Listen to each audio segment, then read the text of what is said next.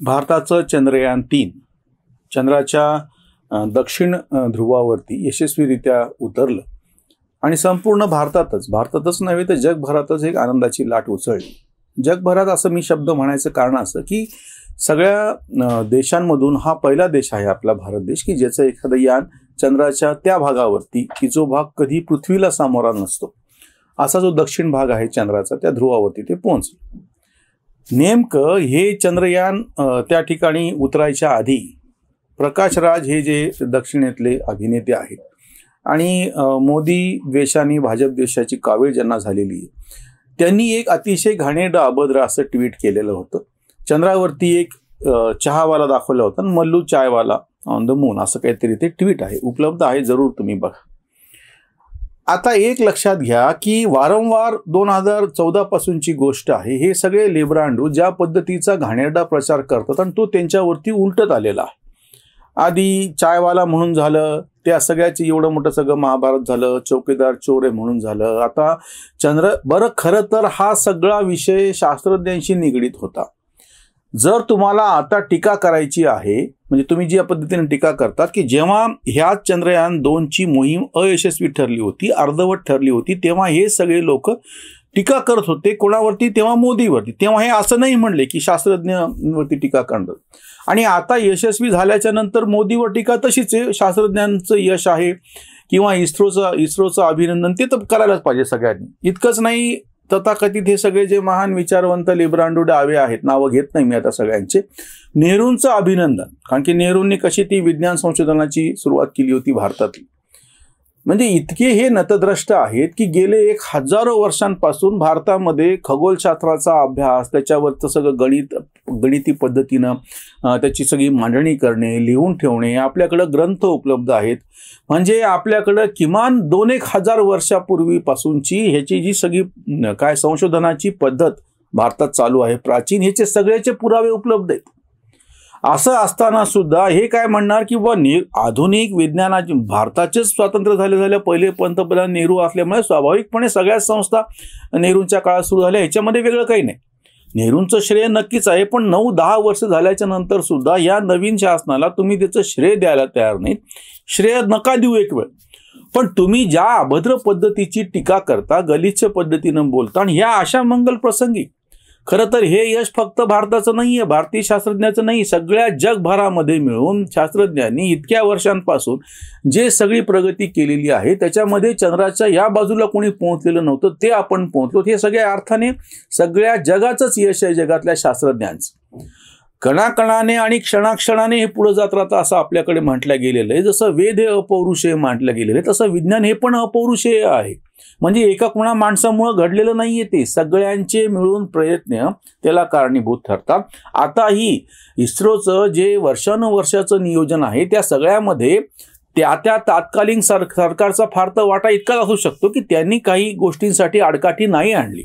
म्हणजे काही त्यांना एक विशिष्ट निधी पाहिजे तेवढा दिला नाही तरच अडचण येऊ शकते, किंवा त्यांना ज्या काही अनुकूलता बाकीच्या भौतिक पातळीवरती पाहिजे असतात त्याच्यामध्ये जर तुम्ही अडथळा आणला तरच फक्त हे थांबल्या जाऊ शकतं. अन्यथा हा सगळा एका विशिष्ट पद्धतीने याचा प्रवास चालू हे माहीत असताना नतद्रष्टपणे तुम्ही मल्लू चायवाला म्हणून असं एक तुम्ही ते ट्विट करता, असं एक कार्टून तुम्ही त्याच्यावर टाकता सोशल मीडियावरती. हा घाणेरड्या प्रकार ही मानसिकता काय आहे नेमकी?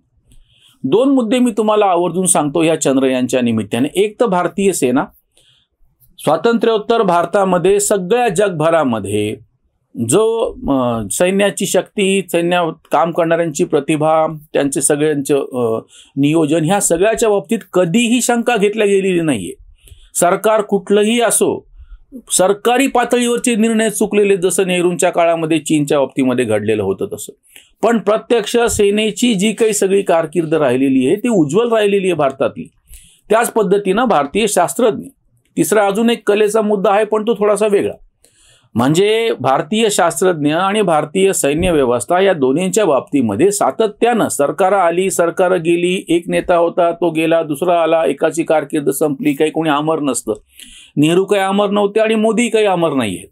पण ह्या सगळ्या नेत्यांच्या कालखंडामध्ये भारतीय सैन्याने आणि भारतीय शास्त्रज्ञांनी अतिशय उत्कृष्ट अशी कामगिरी बजावलेली असताना गलवानच्या खोऱ्यामध्ये जेव्हा जी काही झडप झाली 2020 मध्ये मे 2020 मध्ये, तेव्हा हे सगळे नतद्रष्ट चीन कसा घुसला म्हणत होते, सर्जिकल स्ट्राईकचा पुरावा मागत होते. हे सगळं म्हणजे ज्या पद्धतीने आपल्या सैन्याच्या क्षमतेवरती यांनी अविश्वास व्यक्त केलेला आहे, हा एका अर्थाने देशद्रोही घातक नीच वृत्ती. तुम्ही राजकारण, तुम्हाला जे काही राजकारण करायचंय ते तुम्ही करा, तो स्वतंत्र विषय आहे. आणि दुसरा मुद्दा आहे शास्त्रज्ञांच्या बाबतीतल्या. भारतामध्ये संशोधनाच्या पातळीवरती अतिशय चांगलं काम, चांगलं वातावरण ठेवण्याची आपण सगळ्यांनी मिळून प्रयत्न करण्याची गरज आहे. विज्ञान विषय किंवा विज्ञानाच्या संशोधनाच्यासाठी म्हणून मोठ्या प्रमाणामध्ये अनुकूल वातावरण असायला पाहिजे, जे आपण दुर्दैवाने मधल्या कालखंडात देऊ शकलो नाहीत. सगळे नोकरी आणि बाकीच्या सगळ्या ह्याच्या मागे लावत असताना संशोधनासाठी म्हणून ज्या काही पूरक गोष्टी कराव्या लागतात किंवा समजा मूलभूत विज्ञानामध्ये बेसिक सायन्सेसकडे जाणे आणि त्याच्यावरती संशोधन करणे हे दुर्दैवाने आपल्याकडे कमी घडलं. आपल्याकडच्या ज्या सगळ्या शैक्षणिक संस्था आहेत त्या म्हणजे नोकरीचे कारखाने झाले. त्याच्यामधून ज्या पद्धतीनं संशोधन व्हायला पाहिजे होतं ते कमी झालं. उलट म्हणून अशा वेळी इस्रो सारख्या ज्या काही मोजक्या संस्था अतिशय चांगलं काम करतायत त्यांच्यामध्ये अडथळा न आणणे, हे सगळं करायचं सोडून देऊन तुम्ही अतिशय घाणेरड्या पद्धतीनं ट्विट करता आणि ज्या काही संस्था काम करतायत त्यांनाही नामोहरण करता. म्हणून मी हे जे दोन विषय सांगतोय, भारतीय सैन्य असो, त्याच्यानंतर भारतीय शास्त्रज्ञ असो आणि तिसरं म्हणजे भारतीय कलाकार असो, ज्या अस्सल भारतीय कला वर्षानुवर्ष जतन करून ठेवलेल्या, दुर्दैवाने शासकीय पातळीवरती जे प्रयत्न झाले ते त्याला हानिकारक ठरलेले. जे पोषक वातावरण सगळं मिळून तयार व्हायला पाहिजे, ज्याच्यातून आपल्या इतक्या हजारो वर्षांपासूनची जी कला आपण जतन करून आले, मोहिनीअट्टम सारखा नृत्य प्रकार तर 2000 वर्षांपासून मौखिक परंपरेनं चालू आहे. युनेस्कोनं पण त्याची दखल घेतलेली आहे. म्हणजे आपल्याकडे सैन्याच्या पातळीवरती असो किंवा शास्त्रज्ञांच्या पातळीवरती असो, विज्ञानाच्या म्हणजे आणि कलेच्या पातळीमध्ये ह्याच्यामध्ये सातत्यानं इतकी आपली प्राचीन परंपरा सगळ्या ह्याच्यामध्ये राहिलेली आहे. सैन्य निपुणतेच्या संदर्भामध्ये सुद्धा अगदी आधीपासून चाणक्याच्या ग्रंथापासून सगळं जे उपलब्ध आहे, जसं चाणक्याच्या अर्थनीती आणि कूटनीती सांगतात त्याच पद्धतीने सैन्याच्या बाबतीमध्ये, सैन्याच्या रचनेच्या संदर्भामध्ये सुद्धा आपल्याकडे प्राचीन ग्रंथांमध्ये पुरावे उपलब्ध करून ठेवलेले आहेत.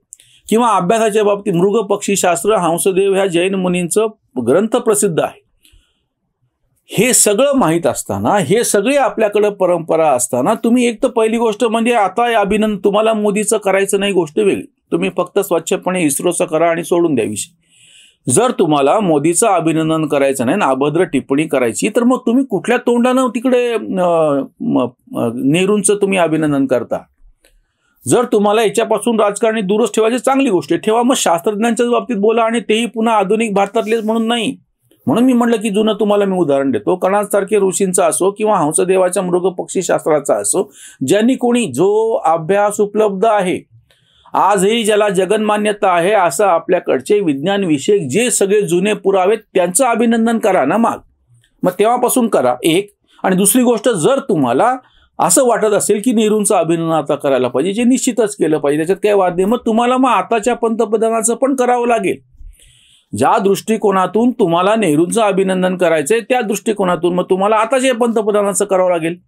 हाही पंतप्रधान 9 वर्षापासून देशाच्या पंतप्रधानपदी आहे. जर नेहरूंची जर तुम्हाला कारकीर्द 17-16 वर्षाची मोजायची असेल तर, म्हणजे एक लक्षात घ्या तुम्ही, ही जी सगळी मानसिकता होऊन बसलेली आहे, नकारात्मक मानसिकता होऊन बसलेली आहे. प्रकाश राज सारख्यांनी जे घाणेरडं ट्विट केलेलं आहे आणि त्याला पाठिंबा देणाऱ्यांची जे बाकीची सगळ्या लेबरांडोंची जी टोळी आहे, आणि आताही पुन्हा ज्या पद्धतीनं अगदी वर्तमानपत्रातले मथळे सुद्धा असेच द्वेषपूर्ण हेनं आलेले आहेत. डाव्या माध्यमांमध्ये आता ज्या बातम्या आलेल्या आहेत आज, त्या पण अशाच पद्धतीनं आलेल्या आहेत. हे सगळं जे सांगतंय बरे, ह्याच्या नेमकं उलट हे सगळं बाजूला ठेवून सर्वसामान्य भारतीयांनी खूप मोठ्या प्रमाणामध्ये याचं स्वागत केलेलं आहे. एक अतिशय उत्साहाचं वातावरण ह्या सगळ्या नवीन तरुण पिढीमध्ये ज्या पद्धतीनं आलेलं आहे की एरवी असं वाटत होतं की ते न्यूयॉर्क टाइम्समधलं गाजलेलं असं व्यंगचित्र आहे की त्या इलाइट क्लब म्हणून दिलेलं आहे की बाबा आकाश संशोधनाच्या त्यामध्ये, आणि त्या क्लबमध्ये बाहेर भारत दाखवलेला आहे, एक साधा माणूस आणि गाय त्याच्या हातामध्ये आहे आणि तो दरवाजा वाजवतोय त्याच्यावरती. हे जे न्यूयॉर्क टाइम्सने अभद्र कार्टून व्यंगचित्र तेव्हा काढलेलं होतं, त्याला एक फटका आताचा बसलेला आहे. की ज्या पद्धतीनं बाकीच्या ज्या इलाइट क्लासमधले जे देश होते त्यांच्याही आधी भारतानं आपलं चंद्रयान चंद्रावरती उतरवलेलं आहे. त्या दुसऱ्या बाजूला सगळ्या शास्त्रज्ञांचं मनपूर्वक अभिनंदन. ही अतिशय मंगलमय, अतिशय शुभ अशी ही घटना आहे. त्याच्यावरची ही उसंत वाणी, ज्यांना कोणाला काय बडबड करायची अभद्र, त्यांना आपण बाजूला ठेवूया. आनंदे आकाश आनंदे धरती, चंद्राच्या वरती चंद्रयान. शास्त्रज्ञांची फळा आली मेहनत, ध्वज फडकत भारताच. ज्ञान विज्ञानाची परंपरा जुनी, देती दाखवूनी शास्त्रज्ञ हे. येता अपयश खचलेना कुणी, जैसे ऋषी मुनी तप केले. अभ्यासाचे दिशे गोमटे हे फळ, अभ्यासाचे दिसे गोमटे हे फळ, मेहनत झळ बसो किती. चंदा मामासाठी राखी पाठविली, पृथ्वी आनंदिली मनोमन.